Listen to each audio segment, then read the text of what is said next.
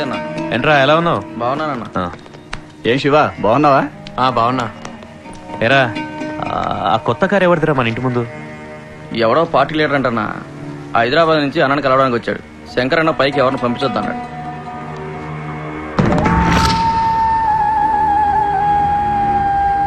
అదండి విషయం. ఖాళీ గారు పై వర్గాల్లో మొత్తం మ్యాప్ వేసి వచ్చా. ఇప్పుడు కనుక మీరు ఓకే అన్నారనుకోండి, ఏంటి టోటల్ గా మ్యాటర్ సెటిల్ అయిపోద్ది.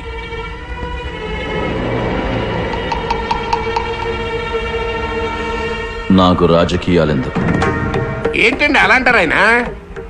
అమ్ముతో పది మీలాంటి వాళ్ళ అండ మాలాంటి పార్టీల వాళ్ళకి అవసరం, మాలాంటి పార్టీల అండ మీకు అవసరం. ప్రస్తుత రాజకీయాల్లో ఇది తప్పదు సార్, లేకపోతే దెబ్బైపోతాను సార్. లైన్ కలుపుతాను. ఈ ఫోన్లో మీరు ఒక్కసారి అనండి, అక్కడి నుంచి పెద్ద ఆయన వెల్కమ్ అంటాడు. ఒక్కసారి ఆయన వెల్కమ్ అన్నాడంటే జిల్లా మొత్తం షేక్ అయిపోయేలాగా పెద్ద బహిరంగ సభ ఏర్పాటు చేసి నేనే స్వయంగా దగ్గరుండి మీ రాజకీయ రంగ ప్రవేశం చేయిస్తా. ఏమంటారు?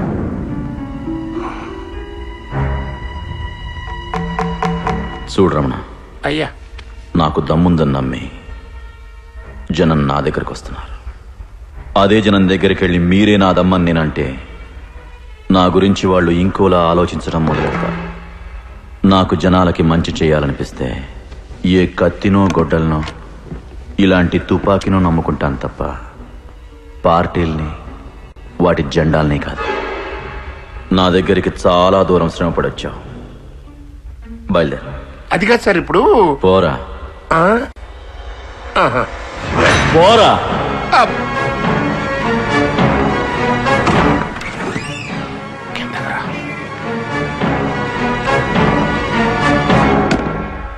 ఏమయ్యా సార్, పిలిచి మరీ నా పరువు తీసావు కదంటే.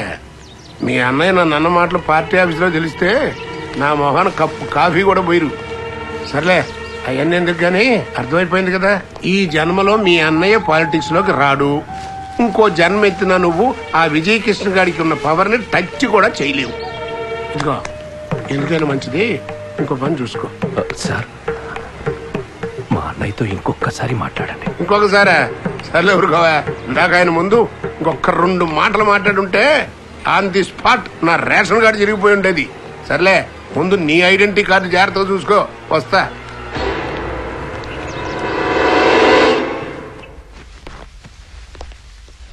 మీరేదో మీటింగ్ లో ఉన్నారని చెప్తే అదో చెత్త మీటింగ్. శివ, ఏంటది చేతిలో? తమ్ముడి పెళ్లికి మీరు తప్పకుండా రావాలి.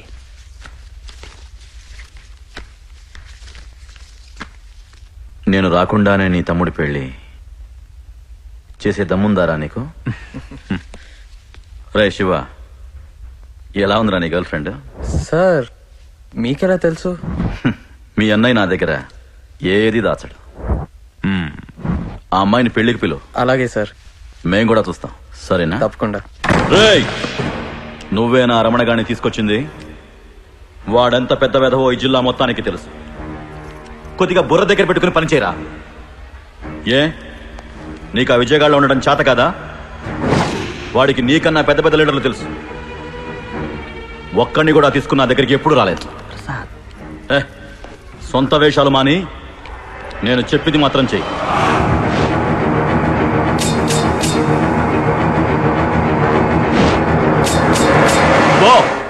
నేను మాట్లాడతాగా. ఊరుకో.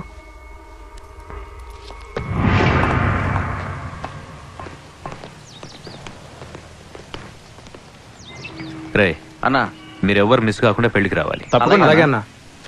ఇదిగో శుభలేఖ. కలుద్దాం. అలాగేనా అన్నయ్య? ఆ శంకర్కి నీతో ఏంటి ప్రాబ్లం? కాళ్ళన్నకు నేనంటే ఇష్టం, అదే వాడి ప్రాబ్లం. వాడు పేరుకి కాళ్ళన్న తమ్ముడనే కాని బుద్ధిలో ఆయన గోటికి కూడా సరిపోటరా శివ. వాడి కాళ్ళన్న కన్నా ఆయనకున్న పవర్ అంటే పిచ్చి. దానికోసం కాళ్ళన్నను రాజకీయాల్లోకి నెట్టాలని చూస్తున్నాడు. అన్నయ్య ఊరు వదిలిపెట్టి హైదరాబాద్ వెళ్ళిపోతే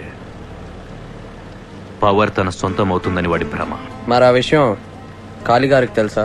అన్నయ్యకు శంకర్ గురించి మనందరికన్నా బాగా తెలుసు. చూడు శివ, ఈ విషయాలన్నీ నీకు అనవసరం. ఎక్కడ విన్నావు అక్కడే మర్చిపో. అర్థమైందా?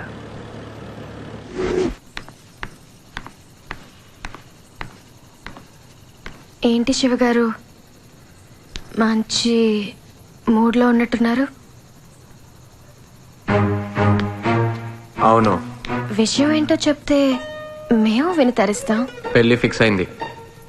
పెళ్ళా? ఎవరికి? గీత, వేరే ఎవరికో పెళ్లి ఫిక్స్ అయితే నాకెందుకే హ్యాపీ. శివ, మర్యాదగా చెప్పు, పెళ్ళెవరికి? ఏయ్, ఏంటి నీ ఉద్దేశం? నాకు పెళ్లి కాకూడదా? మెంటల్ ఎక్కిస్తున్నావు శివ, మర్యాదగా చెప్పు, పెళ్ళెవరికి? ఆ అమ్మాయి చాలా బాగుంటుంది తెలుసా? రేయ్, ఇప్పుడు గనక పెళ్ళెవరికో చెప్పకపోతే నిజంగానే చేస్తావు. పెళ్లి మా చిన్నన్నయ్యకే. మా వాళ్ళందరూ నేను రేపు పెళ్ళిలో చూద్దాం అనుకుంటున్నారు. ఇలాంటి పిచ్చి డ్రెస్ లో కాకుండా కమిన నైస్ సారీ. అర్థమైందా? ఛీ, ఏయ్. పోరా.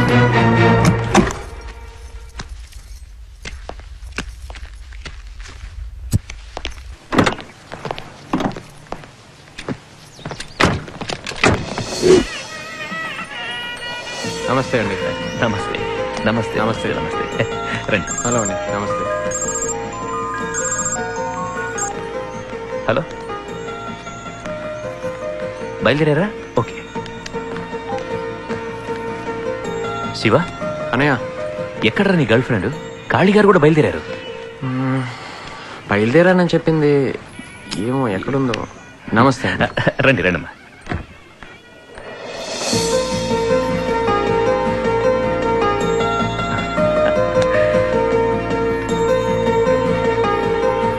నమస్తే పెద్దబాబు గారు.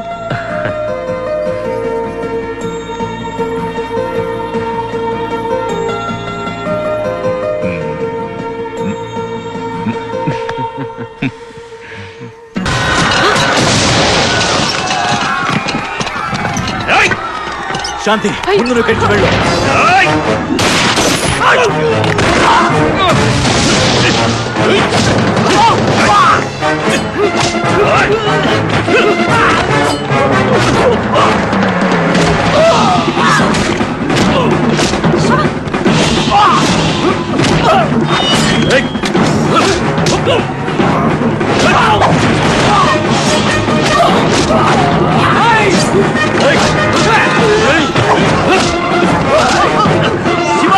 అనయ్య, వాళ్ళని తీసుకొని బయటికి వెళ్ళు. రండి రండి, త్వరగా రండి. రండి గీత.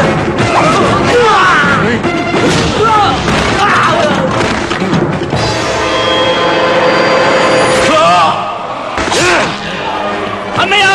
రేయ్!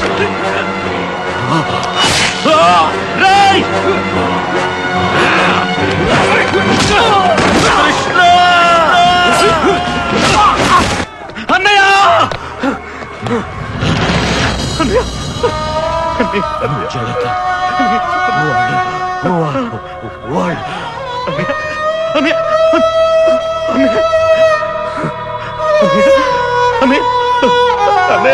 అన్నయ్య! చంపేశారు కదా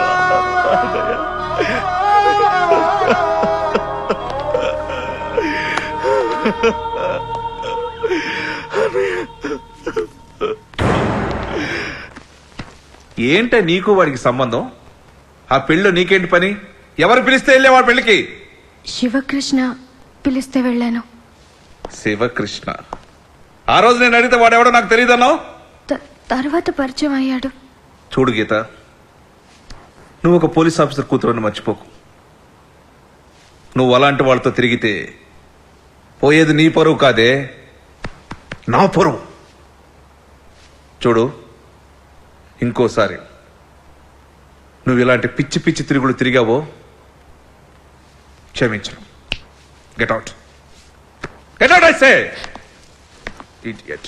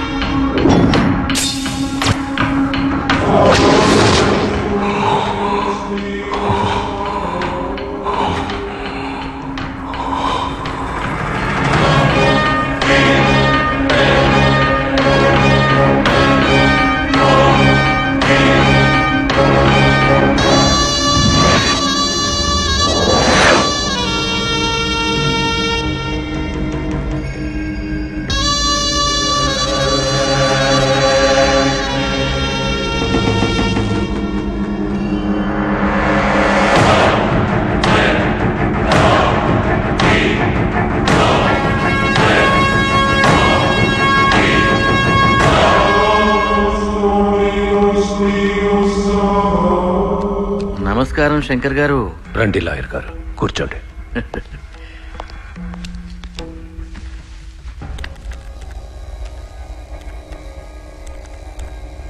చంపగానే వచ్చి లొంగిపోవడానికి వాళ్ళేం ఫ్యాక్షనిస్టులు కాదండి, కిరాయి హంతకులు. కాళీ ప్రసాద్ ఈ ఊళ్ళో మామూలు మనిషి కాదు. అతను చావుతా ఈ ఊళ్ళో చాలా గొడవలు జరుగుతున్నాయి. ముందు వాటిని ఆపి అప్పుడు పట్టుకోవాల్సిన వాళ్ళు పట్టుకుంటాను. వాళ్ళని పట్టుకున్న తర్వాత మీకు కబురు చేస్తాను, మీ అందరికి చూపిస్తాను, జరిగిందంతా చెప్తాను. ఓకే? అన్న ఫోన్ వచ్చింది. ఎవడు? సాగర్ రాజు. సాగర్ రాజా? వాడేంటి టైంలో? ఏం పర్లేదు, తీసుకో. చెప్పు. ఏంటి శంకర్ గారు ఇలా జరిగింది? మీరింతమంది కాళీ గారి పక్క నుండి కూడా ఆయన్ని కాపాడుకోలేకపోయారు. ఎంత బలవంతుడైనా ధనవంతుడైనా చావు ఎదురుగా నిలబడినప్పుడు తల వంచాల్సిందే సార్.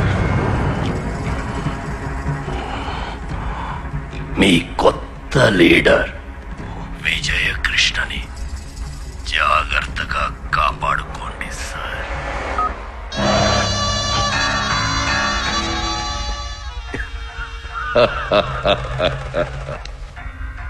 అందరూ లోపలికి రండి. మా అన్నయ్యని చంపించింది ఆ విజయకృష్ణే. వాడే పెళ్లికి పిలిచి వాడే అటాక్ చేయించి వాడి మీద అనుమానం రాకుండా చేసుకున్నాడు. అలాగని బెజవాడలో మన వాళ్ళందరికీ చెప్పండి. అదే నిజమని ఈ ఊరు మొత్తం పుకారు లేపండి. ఎవడినైతే అన్నయ్య ఎక్కువ నమ్మాడో వాడే నమ్మించి వెన్నులో పోటు దింపాడని, అదే జరిగిన నిజమని బెజవాడ మొత్తం నమ్మి తీరాలి. వెళ్ళండి. ఇది చాలా అన్యాయం. విజయకృష్ణ మీ అన్నయ్యని చంపడం ఏంటి? నీకేమన్నా పిచ్చా? మీ అన్నయ్యకి సొంత తమ్ముడు అయిన నువ్వెంతో, బయటవాడైన విజయకృష్ణ అంతే. అసలే అన్నయ్య పోయారు. నేను మెంటలెక్కున్నాను. ఇప్పుడు మీతో ఏమీ మాట్లాడను. మీరు వెళ్ళిపోండి, వెళ్ళిపోండి.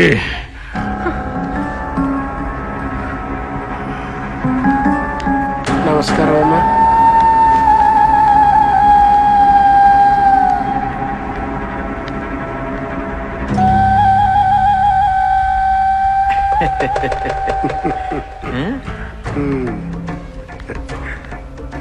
మహానుభావుడు. బాగున్నావా శంకర్? చూడు విజయ్, జరిగిందేదో జరిగిపోయింది. కాళీప్రసాద్ను చంపారని మీరు వాళ్ళని, వాళ్ళు మిమ్మల్ని చంపుకుంటూ పోతే చూస్తూ ఊరుకునే రకం కాదు నేను. మీలాంటి వాళ్ళని ఎలిమినేట్ చేయడానికి మేమేం పెద్ద కష్టపడక్కర్లేదు. ప్రొసీజర్లోంచి కాసేపు పక్కకొచ్చి ఆపరేట్ చేస్తే చాలు, మీలో ఒక్కడు మిగలడు. కుక్క చావు చస్తారు. చూడండి సార్, జనమంతా చూస్తుండగా కాళీ గారిని చంపేస్తే ఇప్పుడు మమ్మల్ని పిలిచి వార్నింగ్ ఇస్తున్నారు. మేము పోలీసు వాళ్లకు భయపడడం మానేసి చాలా కాలం అయింది సార్. కాళ్ళన్నను చంపిన వాళ్ళు చావడం ఖాయం. అది ఈ రోజు కావచ్చు, రేపు కావచ్చు. వాళ్ళు మీకు దొరికితే బతికిపోతారు. అదే నాకు దొరికితే నా చేతుల్లో గ్యారంటీగా చస్తారు. అది ఫిక్స్. పిచ్చ పిచ్చగా ఉందా? ఇంత చెప్పినా మీకు బుర్రకెక్కట్లేదా? అసలు చంపిద్దను అని ఊరంతా రూమర్లు ఉన్నాయి. అయినా మేము ఇంకా నిన్ను టచ్ చేయలేదంటే మేము చట్టబద్ధులం కాబట్టి. నువ్వు కంట్రోల్ తప్పి నన్ను కంట్రోల్ తప్పేలా చేయొద్దు. కలుస్తాను సార్.